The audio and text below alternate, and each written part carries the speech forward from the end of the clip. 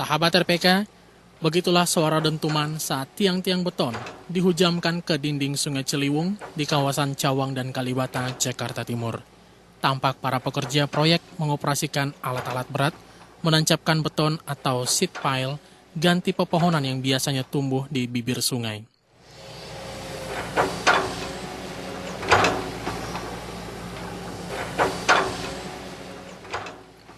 Proyek di Cawang dan Kalibata merupakan lanjutan dari pembetonan yang sudah dilakukan pemerintah Provinsi DKI Jakarta bekerja sama dengan Balai Besar Wilayah Sungai Ciliwung Cisadane dari kantor Kementerian Pekerjaan Umum. Sebelumnya, beton sudah lebih dulu menancap rapi di kawasan Jatinegara dan Manggarai.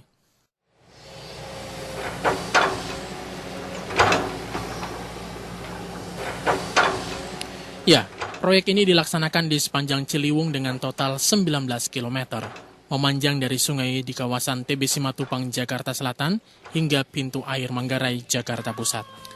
Katanya, proyek itu bertajuk Normalisasi Sungai Ciliwung. Jakarta kebanjiran, di Bogor angin ngamuk, rumah aneh kebakaran. Cita-cita normalisasi Sungai Ciliwung dengan betonisasi ini menurut aparat daerah agar Jakarta tak kebanjiran lagi seperti lirik tembang yang sayup-sayup kita dengar ini. Banjir bakal tak datang lagi karena kondisi lebar Sungai Ciliwung dan kapasitas tampung alir air bertambah.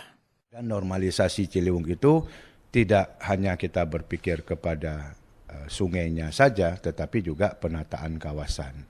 Apa itu penataan kawasan? Kita juga merencanakan membangun jalan di kiri kanan daripada sungai selebar 7,5 meter. Ini juga akan memberikan satu dampak apabila normalisasi Kali Ciliwung selesai dibangun, kita juga mampu memberikan satu penataan kawasan kiri kanan daripada Kali Ciliwung ruas pintu air Manggarai sampai jembatan tol Cibitung Matupang dengan kondisi adanya jalan tersebut. Jalan tersebut paling tidak nanti akan memberikan dampak terhadap penambahan rasio jalan di DKI Jakarta. Kalau ini selesai 19 km kiri kanan berarti ada 38 km panjang jalan yang kita tambah. Kegiatan yang dilakukan ini adalah dengan ada beberapa model, yaitu di daerah pemukiman dan daerah kritis itu kita gunakan pekerjaan dengan memancang seat pile.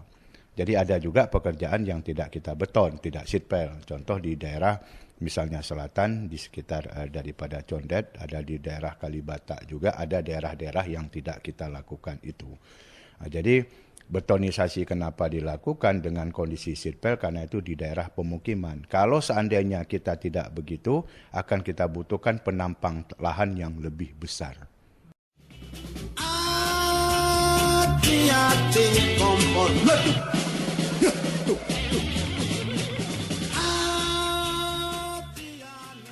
Demikian tadi Kepala Balai Besar Wilayah Sungai Ciliwung Cisadane, T. Iskandar. Tapi sejumlah komunitas pemerhati Sungai Ciliwung tak sepakat dengan Iskandar, salah satunya Ciliwung Institute. Direktur Ciliwung Institute, Sudirman Asun mengatakan, normalisasi Sungai Ciliwung ala betonisasi itu justru jauh dari sungai yang normal, yang dikenal Asun sejak kecil. Sungai yang normal, ya sungai yang dikelilingi tanaman atau tumbuhan. Hijau, bukan beton. Jadi yang kami minta dari pemerintah itu ya pendekatan ekologi, penanganan das, catchment areanya, mulai dari hutan di hulu, terus setu-setu direvitalisasi dan banyak setu-setu yang hilang dikembalikan. Terus sempadan-sempadan sungai yang sudah diokupasi, direhabilitasi kembali. Banyak daerah-daerah sempadan sungai itu yang diokupasi sama perumahan maupun oleh warga maupun dari daerah komersil seperti daerah Puncak. Daerah Puncak itu pinggir sungainya itu hampir semua dikuasai oleh daerah komersil seperti restoran, hotel dan sebagainya karena pinggir sungai itu pemandangan cukup bagus ya. Mereka menjualnya riverside, river view. Nah, sedangkan dalam ekologi itu dalam bantahan sungai itu adalah daerah merupakan tempat air. Sempadan sungai itu ada daerah dataran banjir, tempat air meluap. Jadi ketika itu diokupasi jadi bangunan, itu akan memperkecil daya tampung sungai. Senada dengan Asun, Abdul Qadir dari komunitas peduli Ciliwung Condet juga berat hati menerima betonisasi sebagai solusi normalisasi Ciliwung. Bagi Qadir, beton-beton itu telah merampok kemewahan sungai yang mereka punya. Apakah tidak ada cara lain untuk persoalan sungai? Konteksnya apa? Kalau konteksnya banjir, persoalan beton ini, itu nggak menyentuh persoalan sebetulnya. Persoalan banjir itu karena rusaknya ekosistem. Daerah-daerah tangkapan di daerah Das Ciliwung ini udah rusak. Ini seperti apa sih sebetulnya? Desainnya seperti apa? Buat kami, kemewahan peradaban itu di kelestarian alam, aset-aset alam yang lestari, itulah kemewahan sebuah teknologi. Simpel saja gitu. Kalau untuk mengembalikan sungai, fungsi sungai, itu bentuk aslinya seperti apa? Sederhana aja di perspektif masyarakat ya. Ya tidak ada benda asing, sampah tidak ada, limbah tidak ada. Ada ini beton dan sengaja ditanam di sungai. Tak ayal, Asun dan Qadir mendesak betonisasi sepanjang 19 km itu di moratorium alias dihentikan sementara. Asun minta Gubernur DKI Jakarta Basuki Cahayapurnama dan Iskandar menunggu serta melihat dampak yang diyakini Asun akan buruk bagi masa depan Ciliwung. Di samping itu, moratorium sebagai waktu yang pas membuka kembali ruang diskusi perihal betonisasi kali yang berhulu di Gunung Pangrango ini. Kami tetap menuntut supaya pemerintah menyetop sementara di moratorium dulu, jadi penghentian sementara pengerjaan sampai sekarang yang masih dilakukan sampai pemerintah bisa menunjukkan kepada kami kajian lingkungannya, AMDAL-nya seperti, karena selama ini untuk keterbukaan informasi itu sangat susah kami akses. Kami ke BPRHD menanyakan soal AMDAL dan 2014 itu belum ada AMDAL-nya dan itu padahal di lapangan pengerjaan terus berlangsung. Tapi sepertinya gayung tak bersambut. Gubernur DKI Jakarta Basuki Cahayapurnama tegas menyatakan betonisasi harus jalan terus atas nama normalisasi. Demi kali tak banjir lagi. Sekarang kenapa butuh betonisasi? Karena kita mau perdalam. Nah kalau kamu nggak betonin dulu, kalau kamu perdalam seluruh tanahnya longsor. Kalau mau, makanya saya bilang, kalau mau itu kita berdebat panjang. Saya mau tanya sama Anda, sebelum ada bangunan ini pohon nggak? Ini pohon ini. Ini pohon. Nah pertanyaan saya, kenapa kamu nggak mau menggugat Jakarta ini jangan ada bangunan? Monas dulu juga pohon loh, hutan loh Monas loh. Itu pertanyaan saya. Makanya undang-undang, makanya kalau saya bilang betul. Kau memaksakan undang-undang seperti itu, kalau gitu semua juga undang-undang, kita pengen hijau. Tapi undang-undang diatur. Ada pengaturan. Nah kalau kamu merasa kita melanggar undang-undang, kamu gugat. Pun demikian dengan Iskandar, Kepala Balai Besar Wilayah Sungai Ciliwung Cisadane, eksekutor betonisasi. Ya, kita juga memahami dan mengerti dan sependapat tentang hal itu. Namun di dalam kondisi pelaksanaan yang seperti tadi saya sampaikan, bahwa yang kita lakukan lebih kepada spesifik kawasan. Contoh seperti Kampung Pulo dan Kampung Melayu sampai kondisi kita berbicara Kalibata. Itu bagaimana cara kita menangani kalau kita tidak menggunakan kegiatan yang struktur. Karena tadi saya sampaikan tingkat pemukiman yang padat, ya. Kalau kita berbicara restorasi, definisinya kembalikan dia sejak sebelum ada apa-apa. Apakah mungkin? Sangat tidak mungkin kita lakukan. Jadi dengan kondisi yang ada, istilahnya dengan keadaan yang ada, tentang lingkungan yang ada, coba kita meminimalkan masalah yang ada sekarang. Sekarang mana yang kita lihat contoh seperti Kampung Pulo, Kampung Melayu dan sekitarnya. Lingkungan yang seperti apa yang harus kita tata? Ya paling tidak kita memberikan rasa nyaman dulu kepada masyarakat. Kedua, karena kondisi yang ada itu terkendala dengan lahan, ya kita melakukan dengan cara pemancangan atau dengan cara betonisasi sebahagian.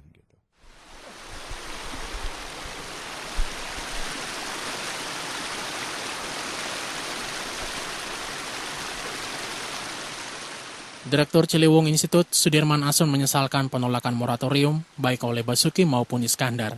Menurut Asun, menormalkan Sungai Ciliwung semestinya menyeluruh, bahkan dari hulu. Betonisasi Ciliwung sepanjang 19 km percuma saja kalau daerah hulu tak dibenahi. Kami sejak pemantauan dari 2011 itu banyak okupasi sempadan sungai, bantaran sungai itu baik oleh daerah komersil seperti di daerah hulu itu ada Cimory, ada GG House, ada Palmesti, dan masih banyak lagi villa-villa yang memang, dan bahkan di Depok itu ada 12 komplek perumahan itu yang mengambil bantaran sungai buat jadi memperluas daerah area perumahan mereka, dan mereka menguruk itu akan mengurangi daya tampung sungai. Sebenarnya yang laporan-laporan dari masyarakat itu seperti kami yang melapor itu ya harus ditindaklanjutin, tapi kan itu kan ternyata tidak pernah dia apa-apakan.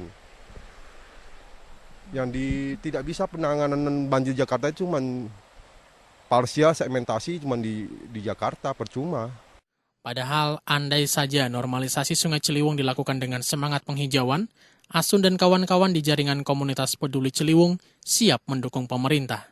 Ya, ketika sungai sudah dimiliki negara, itu baru bisa ada jaminan bisa dikelola oleh komunitas dan masyarakat untuk dihijaukan kembali. Jadi kendala yang kami hadapi sekarang itu kami mau nanam di lahan siapa? Ada jaminan berapa lama tidak berubah fungsi menjadi bangunan? Karena ketika kita tanam penghijauan, kita tanam pohon, 2-3 tahun menjadi kontrakan, menjadi bangunan, menjadi hotel, menjadi perumahan, ya sia-sia. Dan itu akan memperkecil daya tampung sungai ketika bangunan-bangunan itu makin mengokupasi bantaran sungai. Dan di beberapa kasus itu malah turap bantaran sungai itu malah memancing masyarakat makin maju membuat bangunan mendekati bibir sungai karena merasa pondasinya kuat untuk mereka mendirikan bangunan. Pandangan para pemerhati peduli Ciliwung itu mendapat dukungan dari para akademisi. Salah satunya Tarsun Waryono dari Departemen Geografi Universitas Indonesia. Dia mengatakan betonisasi sama dengan melawan alam. Sementara manusia justru seharusnya sejalan dengan proses alam. Ya seperti pendekatan ekologi ala Asun dan kawan-kawan. Kita manusia sebenarnya tidak boleh melawan alam. Harus seiring dan sejalan dengan alam. Jadi namanya sungai itu adalah tempat penampungan air dari daratan menuju ini dan mestinya disaring oleh bantaran sungai. Tapi ternyata justru sekarang berbalik, betonisasi. Artinya bahwa betonisasi itu memang keindahan terjadi, kekumuhan hilang. Tapi kaidah alam ini menjadi terganggu. Tarsun juga sepakat dengan Asun dan Kodir agar betonisasi dihentikan untuk sementara waktu. Bahkan kalau bisa, jangan dilanjutkan. Iya, kalau betonisasi, kalau menurut saya 25% itu sudah cukup. Sisanya itu dibiarkan jadi alam. Tapi sekarang garapan terhadap badan sungai, kemampuan daya tampung sungai itu harus ditingkatkan, itu mutlak harus dilakukan. Salah satu contoh, betonisasi juga dilakukan di Jerman, di Berlin. Tapi dari hasil beton itu bisa untuk melakukan ada sepeda air, ada perahu di air yang melintas di perkotaan, itu kan rekreasi. Kalau di kita kan enggak, begitu di beton, kemarau yang kelihatan apa? Sampah. Nah ini yang jadi masalah. Begitu orang nyari ikan sapu-sapu yang kita ada. Ini yang menjadi permasalahan.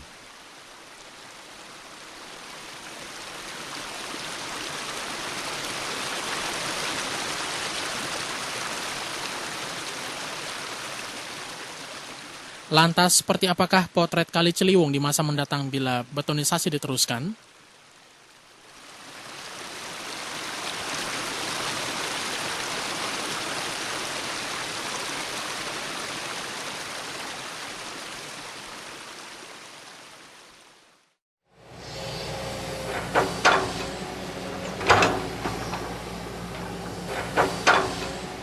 Jakarta 13 Maret 2014 lalu dapat disebut sebagai bagian sejarah dan masa depan Sungai Ciliwung.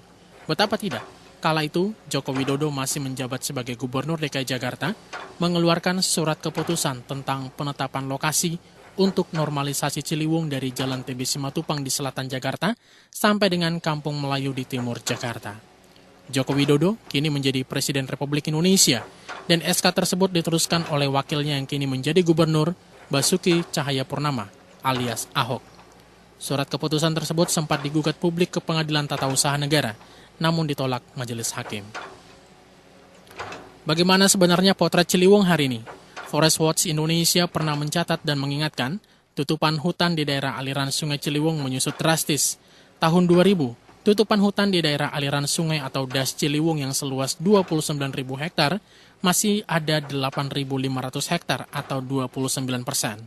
Tahun 2013, tutupan hutan tinggal 3.500 hektar atau hanya 12%. Data versi Kementerian Lingkungan Hidup lebih mencemaskan lagi. Dari das Ciliwung seluas 37.000 hektar, tutupan hutan pada tahun 2000 tinggal 7.000-an hektar atau 19%. Tahun 2013 tersisa 3.700-an hektar atau tak sampai 10%.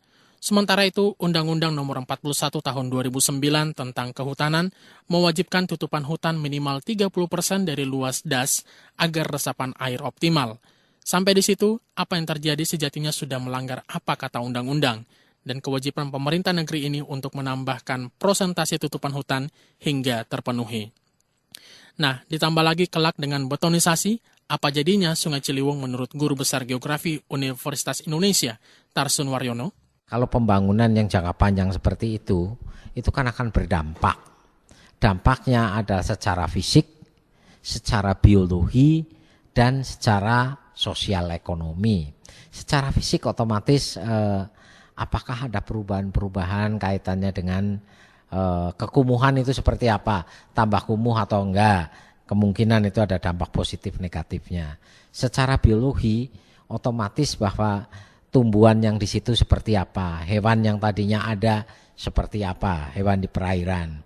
Nah, secara sosial ekonomi masyarakat yang tadinya umpamanya memanfaatkan air tanah cukup baik, apa nantinya juga cukup baik. Tidak hanya menolak betonisasi, Tarsun pun memberikan solusi alternatif. Mestinya kita harus mempunyai pemikiran jangka panjang. Agar Jakarta itu tidak banjir, maka air-air yang ke Jakarta itu yang harus dimanfaatkan. Air hujan jatuh itu panen air, bukan malah petaka yang kita terima. Mestinya Ciliwung dicodet di atas Citayam, persisnya di Bojonggede, bebaskan tanah 100 hektar, bikin PDAM. Investasinya besar, tapi manfaatnya ada, dan yakin air yang ke Jakarta akan berkurang atau tidak banjir. Itu yang pertama. Yang kedua, Pesanggerahan dan Sungai Grogol. Itu sumbernya dari Bogor dan Depok. Kalau itu dijadikan satu dan di Cinere dibuatkan suatu codetan dan bikin PDAM, itu investasinya juga besar, tapi sekarang BSD dan Bintaro juga memerlukan air. Nah, ini adalah salah satu cara mengurangi air yang bersumber dari Grogol dan dari Pesanggerahan. Begitu juga sungai-sungai yang lain. Saya rasa semuanya itu bisa dimanfaatkan dan perbaiki saluran drainase sehingga itu air cepat ngelontor ke laut sana. Sehingga apa yang digagas orang itu harus bikin bendungan besar dan lain sebagainya itu mungkin, tapi belum saatnya karena kita masih banyak hal-hal yang perlu dibenahi.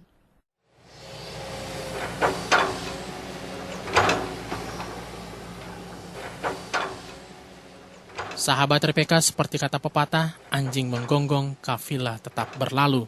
Proyek berdana 1 triliun rupiah ini tetap berjalan. Bahkan dikebut bisa selesai tahun 2016 mendatang. Menurut Kepala Balai Besar Wilayah Sungai Ciliwung Cisadane Iskandar, betonisasi adalah harga mati. Jadi kalau kita berbicara, harus kita berbicara untuk lokasi mungkin Depok, mungkin Bogor, itu kita nggak sentuh untuk hal-hal seperti apabila program daripada normalisasi Kali Ciliwung sampai ke kawasan zona 2 dan zona 3. Mungkin pada daerah-daerah tertentu, mungkin tebing di situ ada bangunan, ini kita proteksi sedikit, mungkin hanya bagian itu, yang lain enggak gitu. Yang kedua, kondisi daripada topografi dan keadaan daripada sungai yang ada di Jakarta itu berbeda dengan yang ada di daerah Depok dan Bogor. Kalau Depok dan Bogor dia agak lebih curam. Ya, di sana tidak ada banjir, yang ada longsor. Kalau di Jakarta ini di zona 1 dia lebih landai. Dia tidak ada longsor, yang ada banjir. Ya. Jadi dengan kondisi melihat demikian, kita juga menyadari dan istilahnya sependapat. Cuman daerah-daerah tertentu tidak ada jalan lain, harus kita lakukan dengan betonisasi, dengan memancang turap. Karena ini demi keamanan dan keselamatan masyarakat terhadap bantaran sungai. Sementara Gubernur DKI Jakarta Basuki Cahayapurnama menyebut betonisasi sebagai pilihan paling ideal saat ini. Kalau boleh pilih, tidak ada beton saya. Saya mau tidak ada beton. Kalau boleh pilih. Tapi kalau ketika beton membuat itu ambruk, pakai beton nggak? Pakai, lu masih fair juga jadi orang.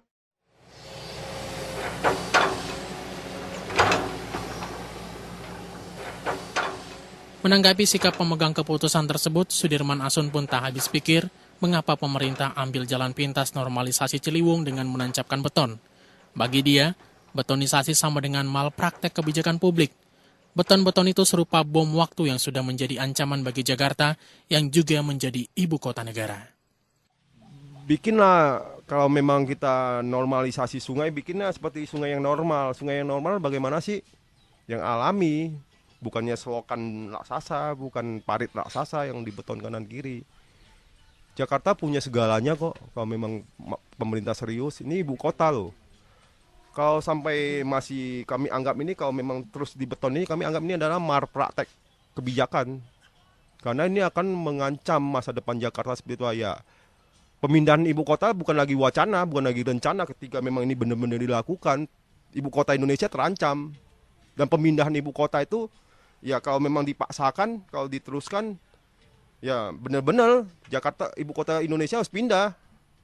Karena kalau banjir makin tinggi, makin besar, ketika pengelolaan sungainya buruk, penanganan pemindahan ibu kota itu, ya akhirnya harus wajib, bukan lagi wacana.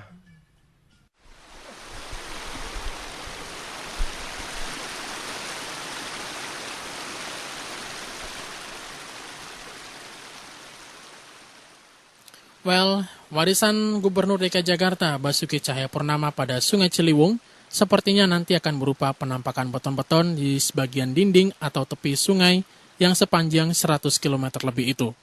Maka beginilah potret Ciliwung di mata Sudirman Asun dari Ciliwung Institute apabila betonisasi jalan terus. Kalau betonisasi ini diteruskan, ya ancaman buat banjir Jakarta akan makin parah. Khususnya daerah Jakarta Pusat, daerah-daerah di hilir, daerah-daerah pesisir, daerah-daerah Jakarta Utara. Karena beban banjir semua akan dilimpahkan ke sana semua. Luas Ciliwung yang ada di Jakarta itu akan beton semua. Dan kedua, estetikanya ya tidak ada lagi bentuk sungai alami ya. Sungai-sungai Ciliwung atau sungai-sungai yang lain akan berbentuk kaku seperti selokan, seperti got raksasa. Dan itu sangat berbahaya karena ketika semua limbah dan semua tidak ada penetralisir lagi dari pohon-pohon dan yang memang bisa fungsi ekologi buat mengurangi polutan itu hilang, ya kualitas airnya makin buruk. Juga sedimentasi dari sungai dari hulu itu akan memakan maintenance biaya yang besar karena kita tahu sendiri dari penelitian Jack Smith itu Ciliwung itu pendangkalannya sedimentasi karena hulunya tidak diurusin itu hampir 10 cm per bulan penambahan pendangkalan sungai itu, belum lagi sampah. Itu akan memakan biaya yang sangat besar untuk pengerukan. Kita lihat sendiri bahwa daerah yang sudah dibeton itu ya cuma tahan berapa tahun, habis itu ya dangkal lagi. Itu akan biaya maintenance yang sangat mahal, terutama juga pompa-pompa air.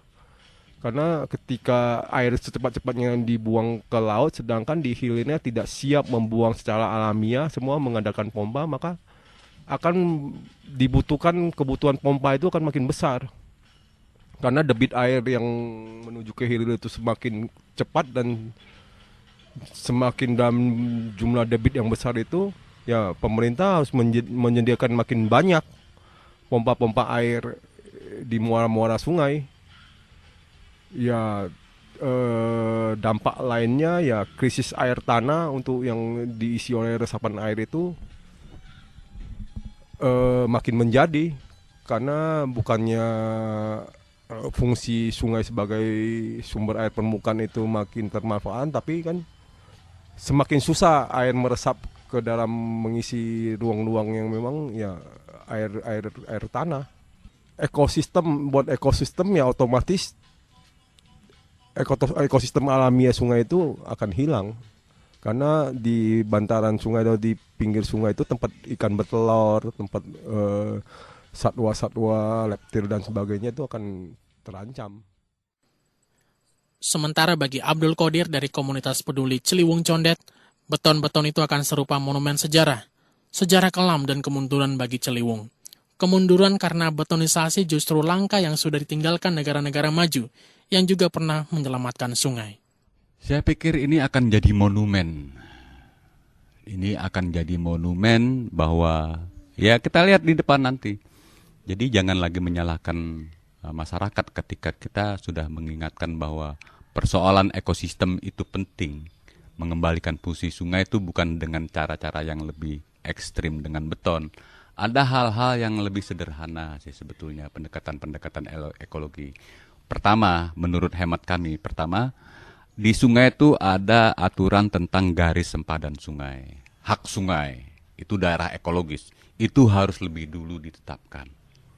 Sekarang banyak preseden karena adanya banyaknya rumah di Jakarta yang tinggal di sungai, bukan di bantaran lagi. Itu menjadi preseden buruk di daerah-daerah RTH kita yang lainnya di luar Jakarta. Banyak okupasi. Ini persoalan yang sederhana, sebetulnya pakai pendekatan birokrasi aja yang jauh lebih murah biayanya dengan melalui pendekatan penetapan garis sempadan sungai.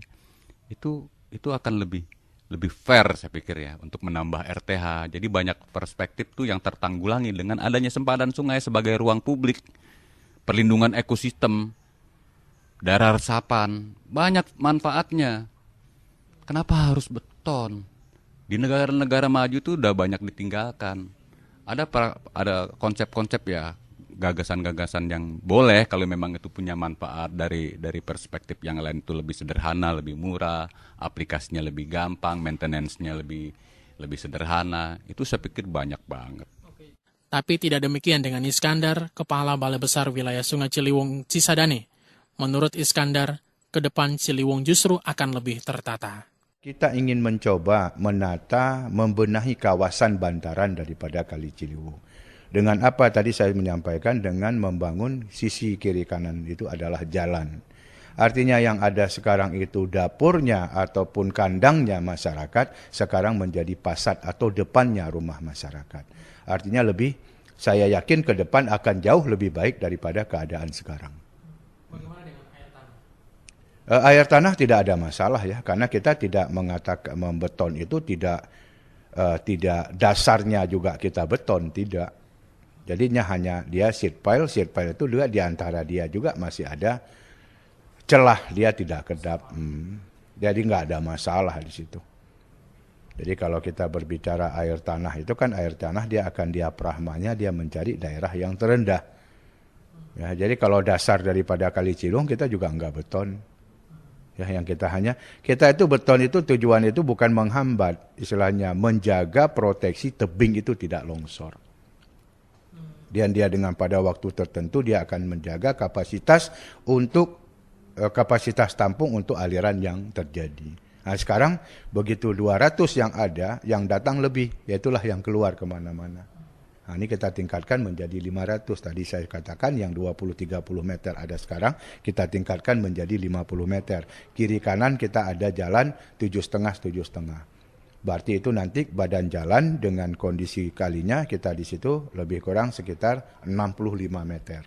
Nah, inilah ke depan itu tidak memberikan dampak apabila musim hujan itu lewat.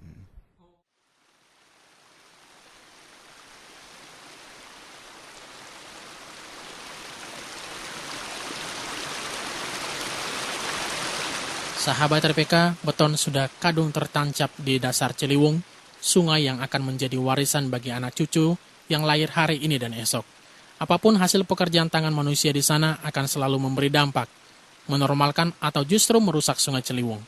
Lebih jauh lagi, apakah betonisasi bakal menyelamatkan atau justru menghancurkan peradaban manusia di sepanjang Sungai Ciliwung mengalir? Saya Ricardo Marbun, terima kasih sudah mendengarkan. Dan Dirgahayu ke-488 Kota Jakarta.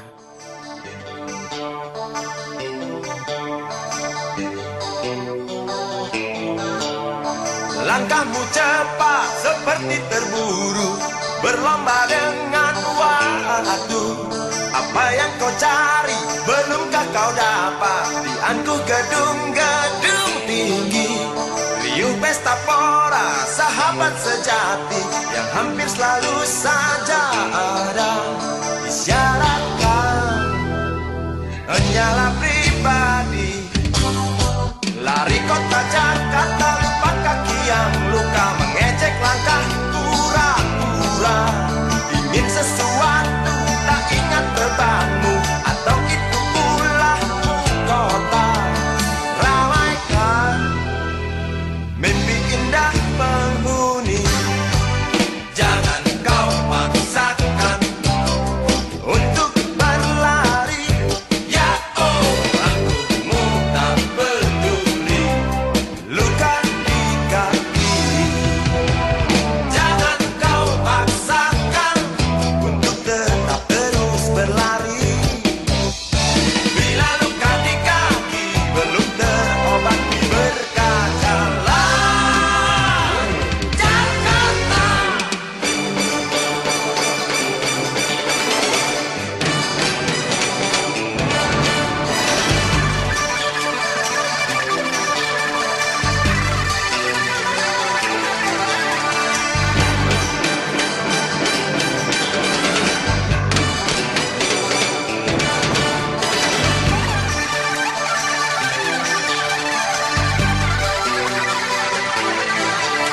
Mari kota Jakarta,